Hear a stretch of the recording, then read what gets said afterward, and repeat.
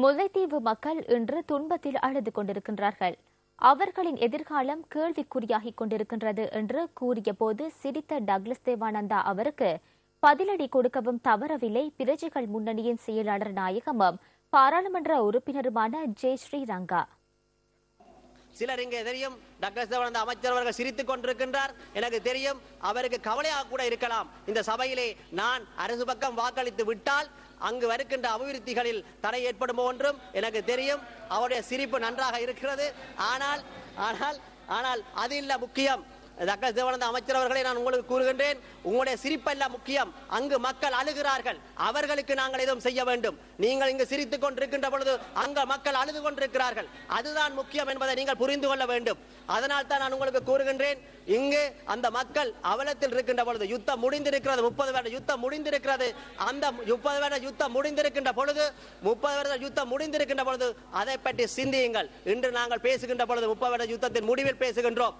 யுத்தத்தை ஆரம்பித்தவர் நாங்கள் அல்ல, நீங்களும் கார்னர் கேம்புக்கு செல்லடித்த நீங்கள், மட்டக்களப்பு சிறையிலிருந்து உடைத்து சென்றனீர்கள். ஆனால் இந்த சிறைச்சாலையிலே மக்கள் வாடிக்கொண்டிருக்கிறார்கள், அதை புரிந்து கொள்ள வேண்டும். அந்த வகையிலே நாங்கள் அந்த மக்களுக்காக வாக்களிக்க வேண்டிய, அந்த மக்களின் அபிவிருத்தியிலே செய்ய வேண்டிய கடமை எங்களுக்கு இருக்கிறது.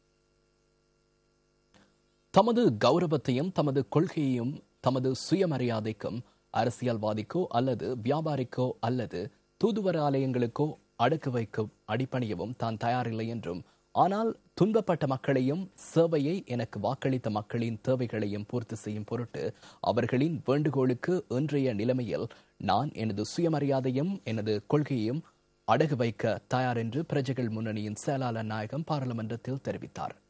இதற்கு காரணம் அவர்களின் துன்பத்துடன் ஒப்பிடுகின்ற போது எனது கௌரவமும் கொள்கையும் எனக்கு பெரிதாக படவில்லை என்று பாராளுமன்ற உறுப்பினர் குறிப்பிட்டார்.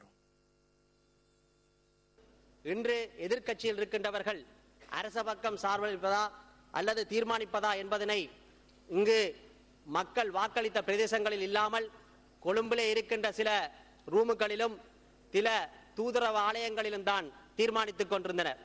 நான் இங்கு நடைபெற்றுகின்ற பொழுது எனக்கு வாக்களித்த நுவரலியா மக்களிடம் சென்று வினவிய பொழுது அவர்கள் கேட்ட கேள்வி, நீங்கள் ஒரு ஊடகவியலாளராக இருந்து கொண்டு எதிர்த்து கூறுவது நல்ல விடயம், அதே மாதிரி பாராளுமன்றத்திலும் நீங்கள் எதிர்த்து பேசுவதை நாங்கள் விரும்புகின்றோம்.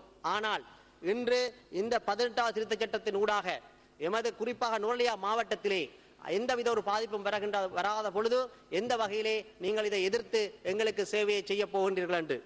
அடுத்ததாக, இன்று இந்த யுத்தம் முடிவடைந்த முல்லைத்தீவு மாவட்டம் புதுக்குடியிருப்பு, யுத்தம் உச்சக்கட்டத்தில் இருந்த புதுக்குடியிருப்பு மாவட்டத்தைச் சேர்ந்த அதாவது விரிவுரையாளர்கள், ஆசிரியர்கள், அதாவது பிரதி லேபர் கமிஷனர் போன்றவர்கள் இங்கு வந்தார்கள்.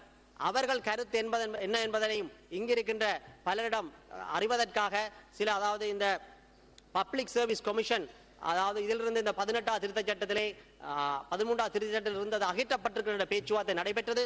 அது தொடர்பாக டிலான் பெர்ரா அவர்களையும் அழைத்து உண்மையில் இது என்ன விடயம் என்பதனை அந்த அங்கிருந்து வந்த புத்திஜீவிகளும் அவர்களும் வாதிட்டுக் கொண்டனர். இறுதியாக எடுக்கப்பட்ட முடிவிலே அதாவது ஒரு கொள்கை, ஒரு மனிதன் கொள்கை முக்கியமா அல்லது ஒரு மனிதனுடைய இமேஜ் முக்கியமா அல்லது ஒரு மனிதனுடைய எதிர்கால அரசியல் முக்கியமா, இதை மூன்றையும் ஒரு பக்கம் வைத்துவிட்டு இன்று துன்பப்பட்டுக் கொண்டிருக்கின்ற மக்கள் மீள்குடியேற்றம், தமது வீடுகளில் சென்று இருக்க வேண்டும் முக்கியமா என்பதனை தீர்மானிக்க வேண்டிய ஒரு சக்தியாக நாங்கள் மாற வேண்டிய தேவை ஏற்பட்டது.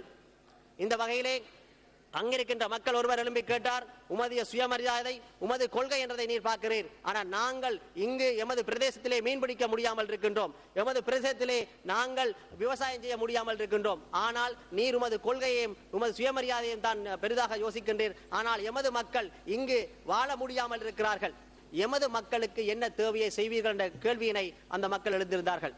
அப்பொழுது எனது சுயமரியாதையும் எனது கொள்கையும் என்பதற்கு அப்பால் அந்த யுத்தத்திலே பாதிக்கப்பட்ட மக்கள், அதைவிட எனக்கு வாக்களித்த மக்கள் இருவரும் கூறுகின்ற கருத்து எனது கௌரவத்துக்கும் எனது கொள்கைக்கும் அப்பால் அவருடைய கருத்து முக்கியமாக தென்பட்டது.